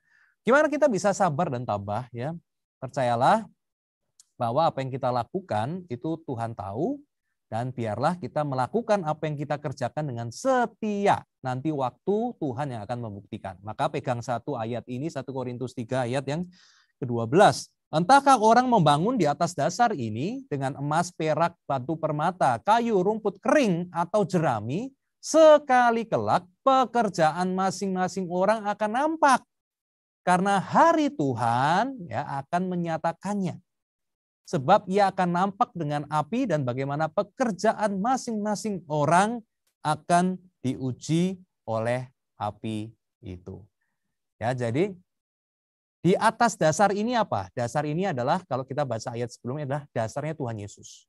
Kalau orang itu punya Tuhan Yesus, ya kemudian dia membangun hidup dia itu dengan emas, perak, permata, kayu, rumput kering atau jerami, artinya hidup dia waktu udah percaya Tuhan, terus hidup ke atasnya dibangun tuh sembarangan, atau hidup dia dibangun dengan baik seperti emas, hati-hati ya dengan pemikiran yang baik, dengan usaha yang baik, atau dibangun dengan rumput jerami, seenaknya aja, nyantai aja, ya nggak usah terlalu serius sama Tuhan. Nah, nanti akan kelihatan waktu hari Tuhan datang. Ya jadi marilah kita ajakan daripada Paulus adalah gak usah lihat yang lain. Wah, yang kayak gitu hidupnya nyantai aja, kok hidupnya juga baik. Yang itu banyak dosa juga kayak hidupnya baik. Jalanin aja hidup kamu. Lakukan yang terbaik, jadilah emas, perak, batu permata. Nanti waktunya datang kok. Kelihatan sendiri. Api Tuhan datang nanti semua dites. Gak usah nunggu dia datang, baru kamu berubah telat sekarang. Gitu ya, kurang lebih itulah nasihat daripada Paulus, nggak usah iri hati, dan nanti juga akan kelihatan. Kalau dia bangunnya di atas jerami, udah kelihatan deh, nanti juga pasti kebakar kok. Kamu nggak usah khawatir, tunggu aja waktunya. Gitu ya. Jangan kamu berdosa, ya marah-marah, benci, bikin fitnah, kamu yang dosa, kamu jadi jerami juga. Tetaplah jadi emas di hadapan Tuhan. Gitu ya. Oke, dan salah satu contoh yang paling sabar adalah, nah ya, berapa kali Daud mengampuni hidup Saul. Jadi berapa kali Daud itu tidak membunuh Raja Saul walaupun dia bisa. Ayo, ada yang bisa nggak ngechat? Berapa kali? Sekali diselamatkan, 2 kali, 3 kali, atau 4 kali? Ya, wah lupa ya berapa ya. Gitu. Udah, kita melihat ini adalah ya bagaimana Daud itu menjadi sebuah teladan ya. Dia bisa buru-buru membunuh Raja Saul, begitu ya. Tetapi dia dia spare his life ya, tidak membunuh Raja Saul karena bilang jangan sentuh dia karena dia adalah raja yang diurapin. Nanti kalau Tuhan mau kasih raja ke saya, waktunya Tuhan ada, caranya Tuhan ada, bukan dengan saya sendiri mencabut lalang ini. No. Biar waktunya nanti tiba kelihatan siapa gandum, siapa lalang, caranya Tuhan. Malaikat Tuhan punya, Tuhan utus malaikatnya. Gitu ya. Nah, jadi kita tahu ya tiap kali dia sampai sana dia ambil bajunya ya, kemudian dia kasih tahu, lihat nih raja, saya nggak bunuh kamu, padahal saya bisa. Sampai kemudian Saul tobat, tapi kemudian dia jengkel lagi, dia cari lagi ya, tapi Daud terus menunjukkan dia tidak memburu-buru waktu, dia percaya waktunya Tuhan. Begitu. Oke. Dan yang terakhir adalah ya perumpamaan biji sesawi ya, itu memang adalah kalau kita bisa melihat ya, itu adalah tentang bagaimana biji yang kecil. Ya, kecil. Ilustrasi penggambaran Bu Rika tadi lebih kecil dari biji wijen, bagus juga ya. Jadi terbayang lah ya, gitu ya. Tetapi dampaknya itu bagaimana ya merubah dunia itu ya luar biasa ya, seiring dengan waktu. Sekali lagi, seiring dengan waktu kita melihat betapa dahsyatnya ya dampak daripada pemberitaan Injil itu mengubah akan dunia. Ya, seberapa besar pohonnya ya kalau Anda bisa lihat di sebelah kanan, yaitu Anda lihat ya dari yang begitu kecil tapi bisa jadi pohon yang cukup besar ya sebelah kanan bawah. Gitu kan, batangnya cukup tebal, daunnya begitu lebar, dan Anda maka bisa lihat ya kenapa dikatakan burung-burung dan hewan-hewan suka untuk bernaung di pohon sesawi ini, begitu kan? Karena itu lebat sekali, ya nyaman sekali untuk bernaung dari kesukaran-kesukaran dan panas dan menemukan tempat ya berlindung. Nah, seperti itulah kerajaan surga ya nanti akan bekerja, dia menaungi banyak bangsa, dia memberitakan kasih, dia tidak membedakan orang kaya dihormati, orang miskin tidak dihormati. Nanti semua orang punya tempat bernaung dalam kerajaan surga. Kamu pintar, kamu bodoh, semua dinaungi kerajaan Allah. Kamu kaya, kamu miskin, semua ada di dalam naungan Allah. Kamu adalah orang yang baik moralnya atau kamu adalah penjahat, tetapi di dalam anugerah Tuhan semua yang percaya pada Yesus engkau bernaung di dalam kerajaan Allah. Dan ini meliputi bukan hanya satu kota Yerusalem yang kecil. Di dalam waktu Tuhan ini akan meliputi seluruh dunia, gitu ya. Jadi ini adalah sebuah hal yang luar biasa ya dari pemberitaan kerajaan Allah, gitu. Jadi ini mengingatkan pemberita Injil, murid-murid, kamu sekarang cuma 12 orang. Kamu mungkin agak banyak, bisa 70 orang murid, gitu ya. Kamu mungkin waktu berdoa buat Pentakosta nanti kedatangan Roh Kudus 120 orang doang. Cuman 120 orang doang. Tapi di dalam waktunya nanti kamu akan melihat yang kecil kalian ini nanti akan menjadi seperti pohon sesawi yang besar. Menaungi dunia. Ini luar biasa loh. Ya, Anda bayangkan kalau murid-murid dengerin itu, Yesus kayaknya mimpi kali ya, kita ini cuma 12 orang. Hanya karena kita sudah 2000 tahun kemudian, waktu menunjukkan kita baru sadar yang Yesus bilang ini dahsyat. Perumpamaan biji sesawi. Tergenapi di dalam kuasanya Tuhan. Begitu ya, puji Tuhan. Oke, terima kasih. Jadi waktu kita berhenti di sini dan saya serahkan ke Pak Moderator. Kalau ada respon atau pertanyaan boleh disampaikan ya. Bersama-sama kita bisa diskusikan bersama-sama.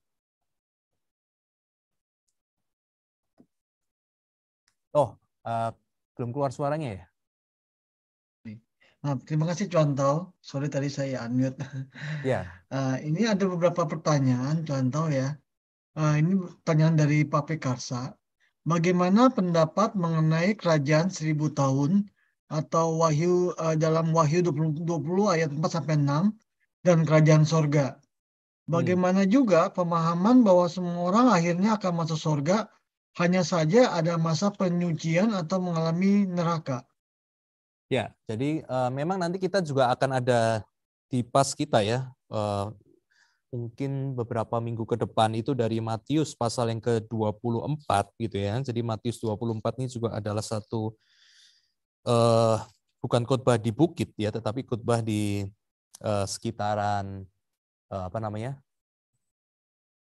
di sekitaran Yerusalem gitu ya, di sekitaran Yerusalem, apa sih bahasa Indonesia, Olivet Discourse ya, jadi khotbah di Bukit Zaitun. Nah ya gitu ya. Nah itu 24 nanti itu juga berkaitan tentang runtuhnya bait Allah ya dan tentang akhir zaman ya. Jadi Matius pasal 24 nanti akan dibahas lagi di situ gitu ya. Jadi boleh nanti dinantikan juga. Yang singkat saya berikan pertama adalah memang kekristenan ada 3 posisi ya. 3 posisi itu adalah ada yang namanya itu adalah amil. Ya, jadi A itu tidak ada, mil itu tidak, milenium, ya amilenium itu berarti tidak ada kerajaan 1000 tahun, ya jadi yang betul-betul 1000 tahun. Kerajaan Allah itu tidak ada, amil, begitu ya. Dan gereja reform biasanya amil. Gereja reform biasa amil. Jadi kita percaya 1000 tahun itu gambaran simbolis dari kata itu banyak tahun. Banyak tahun. Jadi kalau reform biasanya adalah Yesus naik ke surga, itu sudah mulai kerajaan surga itu berkembang. Terus gitu, penderitaan juga sudah terjadi ya. Sampai nanti ya kemudian Yesus datang kedua kali, nah itu udah langsung penghakiman terakhir, kemudian masuk ke dalam langit dan bumi yang baru. Jadi nggak ada lagi tambahan 1000 tahun lagi. Itu adalah amil. Jadi 1000 itu adalah gambarannya adalah kalau kayak kita bilang iklan pernah dengar ya yang rasanya ribuan, maksudnya bukan rasanya banyak, tapi luar biasa begitu ya, banyak gitu. Ya, jadi itu dilihat sebagai gambaran kerajaan yang panjang gitu ya, gitu.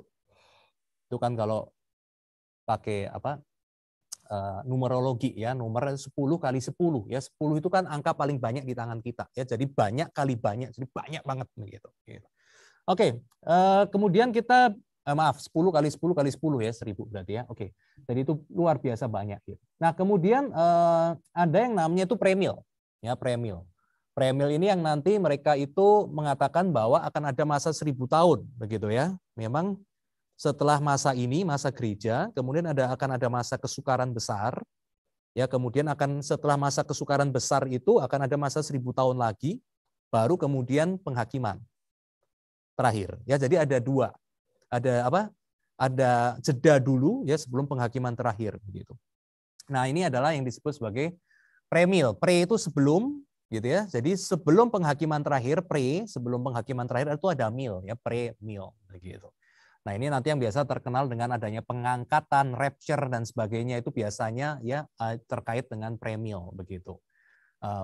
Kepercayaan premil. Ada juga yang namanya itu post-mil begitu ya. Gitu. Jadi Tuhan Yesus datang, masa aman itu 1000 tahun begitu ya. Kemudian itu kita masuk ke dalam kerajaan surga begitu. Jadi ada 3 posisi yang saya tidak bisa deskripsikan detail begitu ya, tetapi intinya adalah kalau saya bisa bilang posisi dari tradisi teologi reform biasa adalah amil, biasanya amil begitu. Jadi biasanya itu adalah ya sudah, zaman ini adalah sekarang zaman akhir. Ini masa 1000 tahun gitu ya. Kita cuma tinggal nunggu Tuhan Yesus datang penghakiman terakhir, ya maka kemudian kita masuk ke fase berikutnya, yaitu adalah langit dan bumi yang baru ya bersama-sama dengan Tuhan. Gitu. Jadi kita enggak menanti-nantikan rapture, pengangkatan ya gitu ya, kemudian menantikan masa kesusahan besar ya, karena masa kesusahan ya sekarang ini terjadi ya, memang sekarang susah, orang Kristen dibakar, ditangkap ya, nggak bisa naik promosi kalau kamu Kristen gitu ya, dipersulit ya, gereja dibakar ya, itu sekarang juga terjadi gitu ya begitu. Jadi itu. Kemudian untuk pandangan yang pertanyaan kedua itu berkaitan dengan soteriologi ya, atau keselamatan ya antara Protestan ya dengan terutama Gereja Katolik Roma ya begitu. Jadi kalau di dalam Gereja Katolik Roma ya itu dalam Yesus ya dosa itu sudah diampuni begitu kan? Dosa sudah diampuni, tetapi efek-efek dosa itu tetap juga harus ditanggung sendiri. Gitu ya. Gitu. Jadi saya anggota kerajaan surga, saya akan ke dalam kerajaan surga, tetapi kalau hidup saya tidak beres, ya hidup saya itu banyak salahnya, itu harus dibayar. Dibayarnya di mana? Di api penyucian. Begitu ya. Saya mengalami akibat daripada dosa-dosa saya begitu. Yang disebut sebagai santo santa di dalam Katolik itu adalah mereka yang lebih banyak baiknya, sehingga tidak perlu lewat api penyucian karena tidak ada yang perlu dibayar. Jadi kayak cuan saya besar gitu ya. Ini ilustrasi sehari-hari, cuannya besar sehingga saya tidak perlu ya untuk menerima. Kamu nggak punya utang ya? Kamu punya utang ya? Kamu harus bayar sekarang. Cuci piring kamu nggak bisa bayar gitu kan? Nah, susah cuci piring gitu kan kalau kita di restoran nggak. Nah, kalau yang santo santa itu dianggap adalah mereka baik. Jadi selesai makan gitu kan? Bukan hanya sudah bayar lunas begitu ya, masih punya sisa uang. Sehingga bisa bayarin yang lain. Oh itu masih ada yang nyuci piring, itu ada yang ngepel lantai. Nanti santo santa bisa bagiin, mereka punya kebaikan kepada mereka sehingga mereka itu bisa lebih cepat keluar dari api penyucian, begitu ya. Jadi mereka ada membedakan antara dosa yang diampuni, ya. Jadi dosa status dosanya itu diampuni dengan yang disebut sebagai kalau tidak salah ya latinnya itu culpa, yaitu adalah efek daripada kesalahan-kesalahan moral yang harus ditanggung begitu. Nah jadi itu purgatori ya, jadi disucikan dulu dari segala kesalahannya sampai bisa nanti baru masuk ke dalam kerajaan surga ya. Gambaran kasarnya seperti itu. Kalau kemudian Protestan ya kita tidak percaya seperti itu ya. Kalau kita itu Protestan percaya bahwa kalau kita sudah ditebus ya, dosa kita sudah diampuni, maka sungguh-sungguh begitu ya bahwa segala kesalahan kita itu juga sudah dibersihkan. Gitu. Jadi barang siapa percaya kepada Yesus, ya tidak ada api penyucian, dia akan bersama-sama dengan Tuhan di dalam kerajaan surga yang mulia. Gitu ya. Jadi sudah ditanggung sekali untuk selamanya, sudah lunas. Begitu. Jadi itu adalah kepercayaan daripada gereja Protestan. Nah biasa keberatannya kan begini, loh kalau gitu enak dong gitu ya, saya bisa aja berbuat dosa terus, nanti saya sudah tua, saya bertobat, mau mati. Baru saya bertobat, saya pasti masuk surga. Enak Protestan gitu kan. Jawaban baliknya biasanya begini, kalau kamu masih punya pikiran begitu, saya mau berdosa dulu, nanti saya sudah tua baru bertobat, itu berarti apa? Berarti kamu itu pendosa. Karena kalau kamu sudah sungguh-sungguh percaya kepada Yesus, hari ini juga pasti kamu bilang mau tinggalkan dosa. Saya tidak suka dosa, saya mau jadi benar. Jadi artinya apa? Kalau orang bilang, oh kalau gitu gampang, nanti saya sudah tua baru saya bertobat, kita bisa bilang, berarti apa? Berarti kamu tidak bertobat sekarang. Dan kamu tidak tahu kamu bisa bertobat nggak besok tua. Yang pasti sekarang ini kamu belum bertobat karena kamu bisa ngomong gitu. Kamu mainin Tuhan. Nah, nanti saya mainin Tuhan dulu. Berarti saya bisa bilang sekarang belum ada yang menanggung dosamu sekarang. Kamu sekarang masih di dalam penghukuman. Nah, jadi itu adalah satu hal yang biasa sering disampaikan ya di dalam khotbah-khotbah kalau ada orang yang bilang gitu ya. Biasanya dari mimbar ditegur seperti itu ya. Kalau kita bicara pribadi tentu aja kita bicara lebih bijak begitu ya, untuk dia sadar bahwa pikiran itu menunjukkan bahwa dia itu belum bertobat dan kemungkinan sudah tua pun dia tidak akan mau bertobat begitu. Ya jadi artinya adalah kalau buat Protestan ya memang betul ya, kita hari ini percaya Tuhan, hari ini saya diselamatkan, tandanya saya diselamatkan apa? Hari ini juga saya memilih untuk berusaha selalu meninggalkan dosa. Dan saya tidak menikmati dosa. Saya mau hidup di jalan Tuhan. Ya tanda-tandanya di dalam hatinya pasti begitu. Karena Roh Kudus kan datang. Jadi yang kudus yang ada di dalam hati saya yang saya mau. Gitu. Nah jadi itu adalah biasa respon daripada teologi Protestan ya. Reform juga seperti itu. Gitu. Ya itu perbedaannya. Semoga menolong menjelaskan sedikit ya itu. Saya bikin singkat gitu ya, nggak sampai detail tapi ada gambaran pokok ya, kiranya menolong. Thank you. Terima kasih ada, Pak? Kantal. Ada lagi nih dari Cimansyu mungkin agak mirip ya. Okay. Tanyanya adalah apakah waktunya zaman setiap orang sama?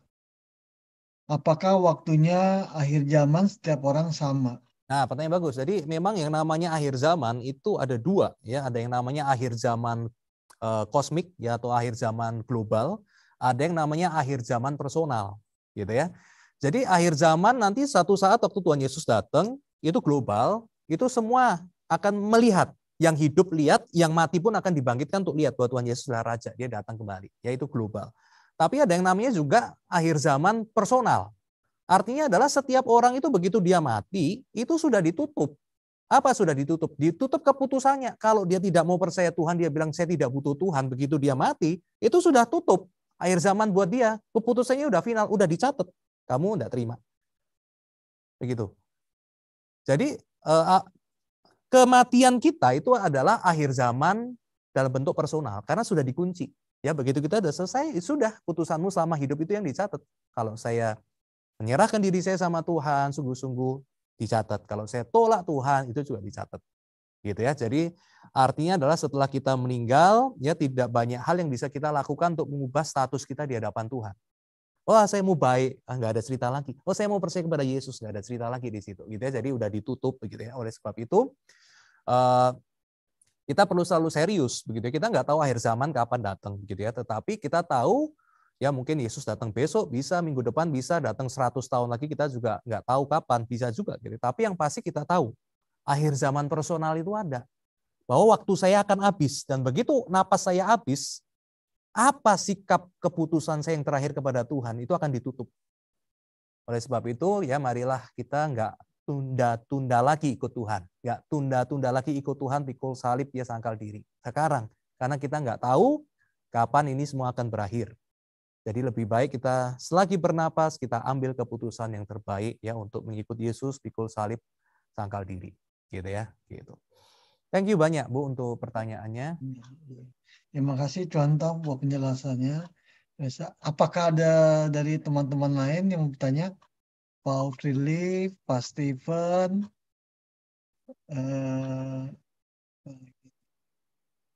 ya.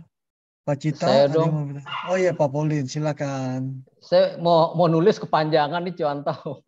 Oh iya Pak, nggak apa-apa ya. Jadi saya ngomong aja ya, bisa sorry. boleh kok, iya lebih seru Iya. juga.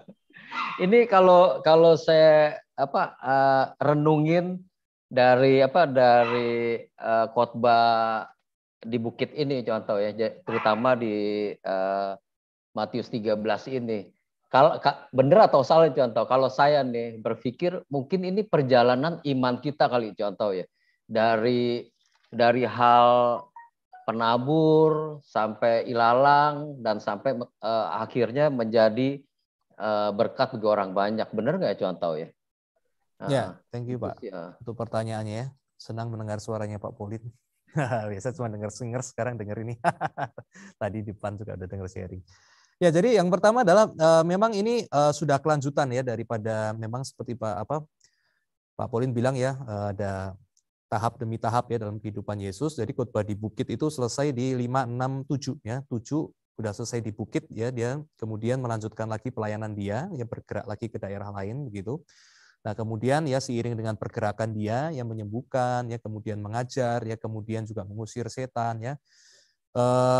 Dia kemudian juga sampai begitu ya melihat bahwa masa itu semakin banyak dan juga pembenci dia semakin banyak begitu ya. Nah, maka kemudian dia mengambil begitu ya bagian dari Yesaya ya untuk mengatakan bahwa engkau akan mendengar tetapi tidak mengerti, engkau akan melihat tetapi tidak mengerti juga. Begitu punya mata tapi tidak melihat begitu. Nah, itu adalah dia mulai menggunakan perumpamaan ya untuk menyampaikan ajaran-ajaran dia begitu ya di tengah situasi yang semakin menggelora begitu ya. Perumpamaan ini digunakan.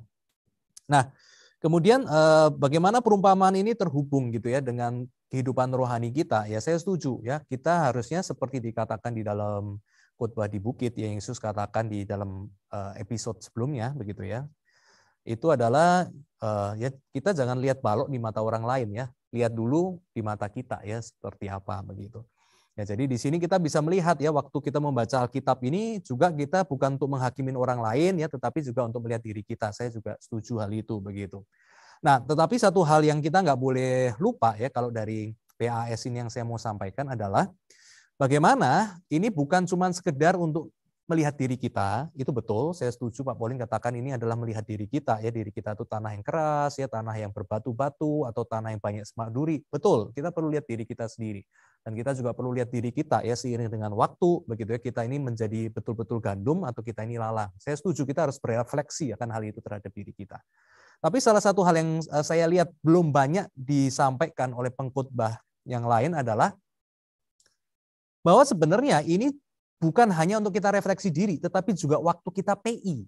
waktu kita memberitakan Injil, waktu kita memberitakan firman, waktu kita itu menjangkau orang-orang yang belum mengenal Tuhan supaya mereka bisa mengenal Tuhan. Ini bagian-bagian perumpamaan ini juga berbicara penting tuh hal itu.